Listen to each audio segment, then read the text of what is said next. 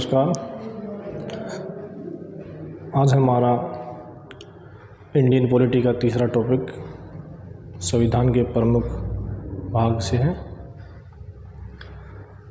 तो बात करते हैं भाग एक की। भाग एक में संघ एवं उसके अधीन राज्य। भाग एक में संघ एवं उसके अधीन राज्य। इसका अर्थ है कि भारत में 28 राज्य और 8 केंद्र शासित प्रदेश हैं। यहाँ पर हमसे अनुच्छेद से क्वेश्चन पूछेगा कि अनुच्छेद 1 से अनुच्छेद 4 में इसका वर्णन है।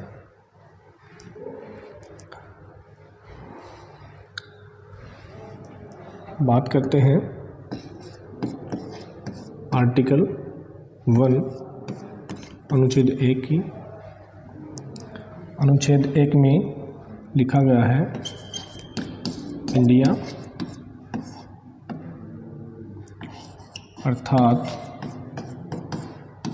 भारत राज्यों का संघ होगा। तो हमसे क्वेश्चन पूछा जाएगा कि भारत राज्यों का संघ होगा, यह किस अनुच्छेद में है? अनुच्छेद 1 और कौन से भाग में? भाग 1 में। Article number 2।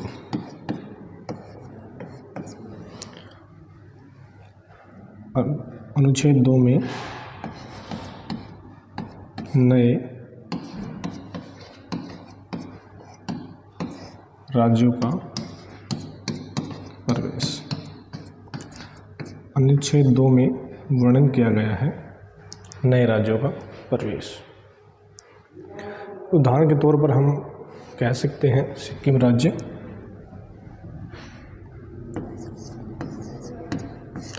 उदाहरण के तौर पर हम कह सकते हैं सिक्किम राज्य। सिक्किम एक एसोसिएट राज्य था। सिक्किम सहायक राज्य बना था। और किस राज्य का सहायक बना? असम का। सिक्किम एक एसोसिएट राज्य बना था और असम का सहायक राज्य बना था। यहाँ से एक अमेंडमेंट भी पूछ सकता है हमसे कि सिक्किम 35वां संविधान संशोधन सिटीजन अमेंडमेंट एक्ट 1974 को सिक्किम एक सहायक राज्य बना था। क्वेश्चन पूछा जाएगा सिक्किम सहायक राज्य कब बना था? 35वां संविधान संशोधन 1974 को। परंतु भारत का ये 22वां राज्य कब बना? भारत का 22वां राज्य 36वां संविधान संशोधन 1975 को, 36वां संविधान संशोधन 1975 को सिक्किम भारत का 22वां राज्य बना। तो हमसे क्वेश्चन पूछा जाएगा नए राज्य का प्रवेश कौन से भाग में है? भाग 1 में है और अनुच्छेद 2 में। अब बात करते हैं आर्टिकल 3 के। अनुच्छेद 3। अनुच्छेद 3 में नवीनतम राज्यों का जन्म। नए राज्य का जन्म अनुच्छेद 3 में। उदाहरण के तौर पर हम जम्मू कश्मीर का उठा सकते हैं।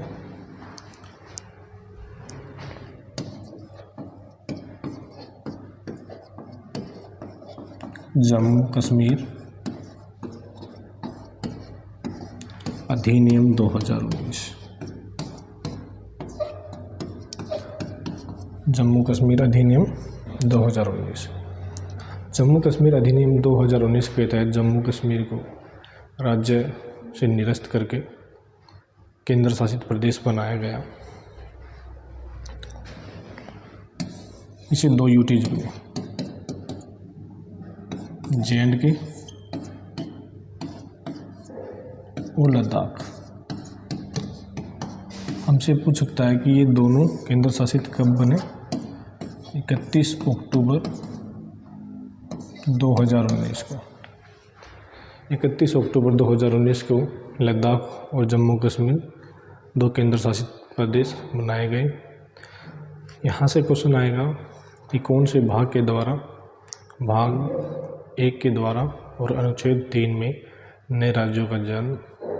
यहाँ से हमने जम्मू कश्मीर अधिनियम 2019 को उठाया, जम्मू कश्मीर को राज्य से निरस्त करके केंद्र शासित प्रदेश बनाया गया। अगर किसी को स्क्रीनशॉट लेना है तो वो ले भी सकता है। और ये राज्य को पुनर्गठन करने का अधिकार संसद के पास है। किसके पास है? संसद। और ये राष्ट्रपति की अनुमति के बाद ही होता है। किसी को अगर स्क्रीनशॉट लेना है तो ले सकता है।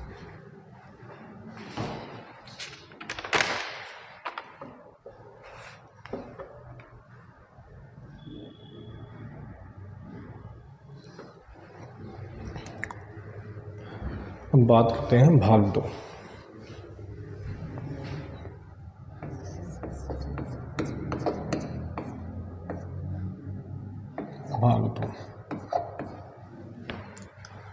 भाग 2 में नागरिकता का वर्णन। क्वेश्चन पूछा जाएगा कि भाग 2 में किसका वर्णन है? भाग 2 में नागरिकता का वर्णन है। हमारे देश के अंदर एकल नागरिकता है, जो ब्रिटेन देश के संविधान से ये स्रोत लिया गया। तो हमसे यहाँ से क्वेश्चन पूछा जाएगा कि भारत में कैसी नागरिकता है? भारत में इकहरी या एकल नागरिकता है। और ये एकल नागरिकता का सोर्स कहाँ से लिया गया है? एकल नागरिकता का सोर्स ब्रिटेन देश के संविधान से लिया गया। ब्रिटेन देश के संविधान से लिया गया है। यहाँ से आर्टिकल भी पूछेगा हमें, आर्टिकल 4 से 11। अनुच्छेद 4 से 11 में नागरिकता का वर्णन है।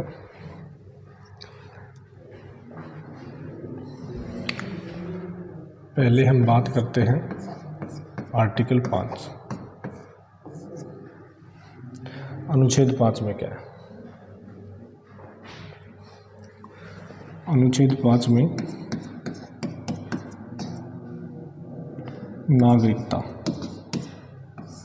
नागरिकता की परिभाषा। नागरिकता की परिभाषा अनुच्छेद 5 में है।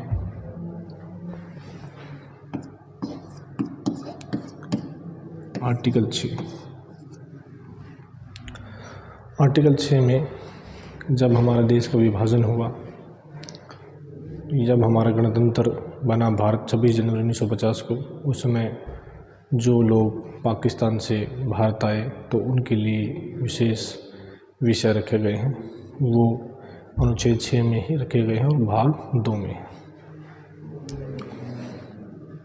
तो अनुच्छेद 6 में है पाक से आए, पाकिस्तान से आए, पाकिस्तान से भारत आए,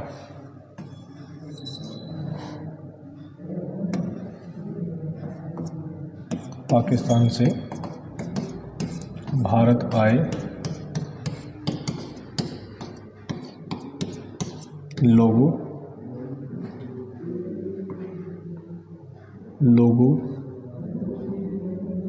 की नागरिकता का विषय।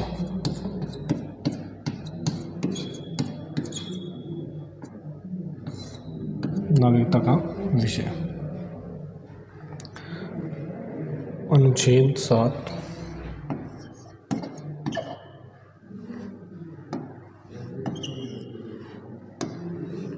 आर्टिकल 7 की बातें करें आर्टिकल 7 में जो भारत के व्यक्ति हैं वो पाकिस्तान गए तो उनकी नागरिकता का भी प्रावधान अनुच्छेद 7 में रखा गया। तो यहाँ पर हम लिखेंगे भारत से पाकिस्तान गए लोगों की नागरिकता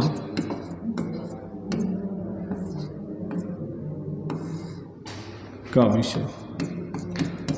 हमारे देश के अंदर एकल नागरिकता है, चाहे हम किसी देश से नागरिकता ले रहे हैं तो हमारे देश की नागरिकता समाप्त हो जाती है, और अगर हम किसी देश से आकर हमारे देश में रहेंगे तो दूसरे देश की नागरिकता समाप्त हो जाती है। ये किस अनुच्छेद में कहा गया है? अनुच्छेद 6 और 7 हमें यही बताता है। अनुच्छेद 8। अब बात करते हैं आर्टिकल 8 की। तो यहाँ पर भारतीय मूल के लोगों की बातें होंगी। भारतीय मूल के लोगों के नागरिकता का विषय है। भारतीय मूल के नागरिक कहते हैं कि दादा दादी, नाना नानी, माता पिता इनमें से एक भारतीय हो, चाहे वो किसी भी देश में रह रहा हो, तो उनके जो अंशज हैं उनको भारत की नागरिकता दी गई है। ये हमारे संविधान में प्रावधान रखा गया है भाग 2 के अंदर। तो यहाँ पर लिखेंगे भारतीय मूल के नागरिकों, भारतीय मूल के नागरिकों की नागरिकता का विषय। नागरिकता का विषय ये अनुच्छेद 8 में कहा गया है कि भारत के जो नागरिक हैं, भारतीय मूल के नागरिक, उनको नागरिकता का विषय।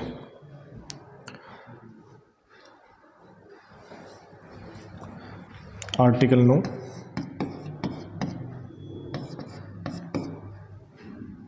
आर्टिकल 9 में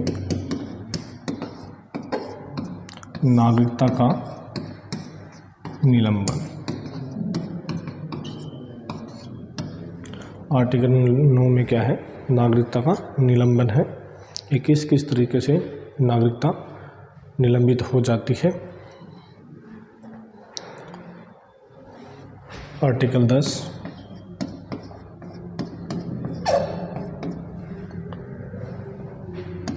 आर्टिकल 10 में कहा गया है नागरिकता के अधिकारों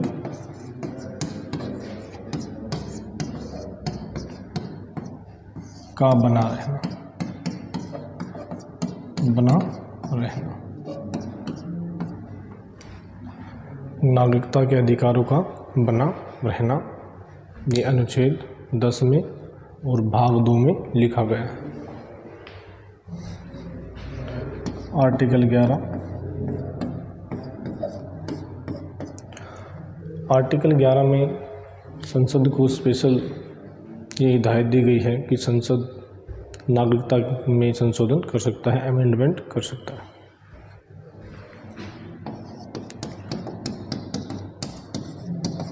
नागरिकता में संशोधन होगा, और वो कौन कर सकता है? संसद नागरिकता में संशोधन कर सकता है। अगर किसी को स्क्रीनशॉट लेना है तो वो ले सकता है।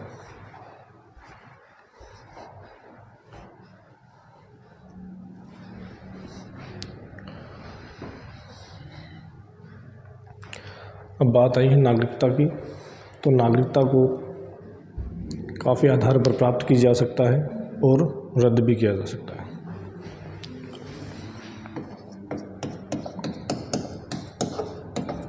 नागरिकता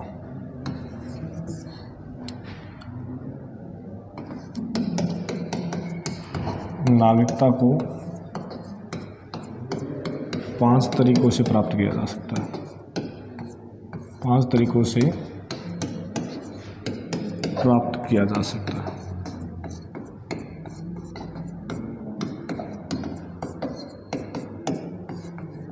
नागरिकता को 5 तरीकों से प्राप्त किया जा सकता है और नागरिकता को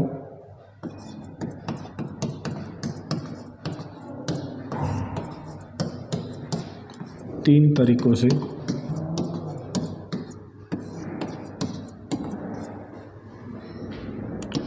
रद्द किया जा सकता है। नागरिकता को 5 तरीकों से प्राप्त किया जा सकता है और 3 तरीकों से रद्द किया जा सकता है। वो 5 तरीके प्राप्त करने के कौन कौन से हैं? नागरिकता प्राप्त करने के तरीके। नंबर 1, जन्म के आधार पर,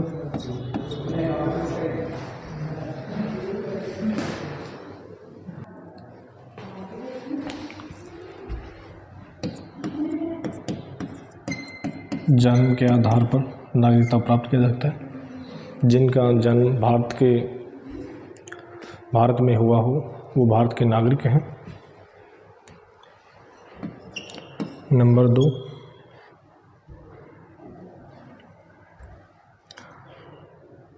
पंजीकरण के आधार पर,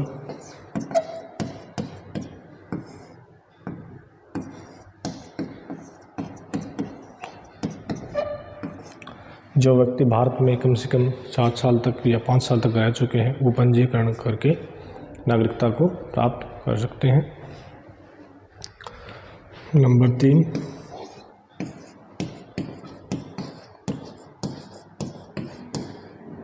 देशीकरण के आधार पर,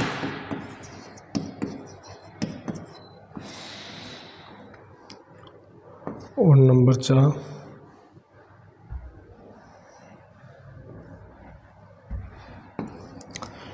देशीकरण का मतलब है जो व्यक्ति कम से कम 10 साल तक भारत में रह चुके हों या रह रहे हों उनको अपने आप भारत सरकार द्वारा नागरिकता प्रदान की जाती है।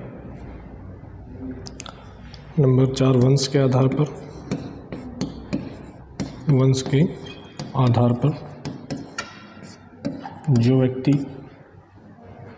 जिनके दादा परदादा नाना नानी भारत में रह रहे हों या विदेश में रह रहे हों वो भारत के नागरिक थे तो उनके बच्चों को भारत की नागरिकता प्राप्त की जा सकती है। और नंबर 6, भू अर्जित भूभाग द्वारा,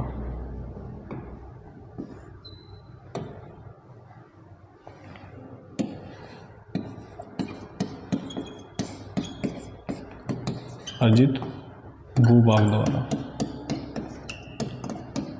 जैसे भारत में किसी भी राज्य का विलय हो जाए या किसी क्षेत्र का विलय हो जाए तो उन नागरिकों को अपने आप भारत की नागरिकता मिल जाती है। अब बात है भारत में नागरिकता रद्द करने के तरीके। नंबर 1,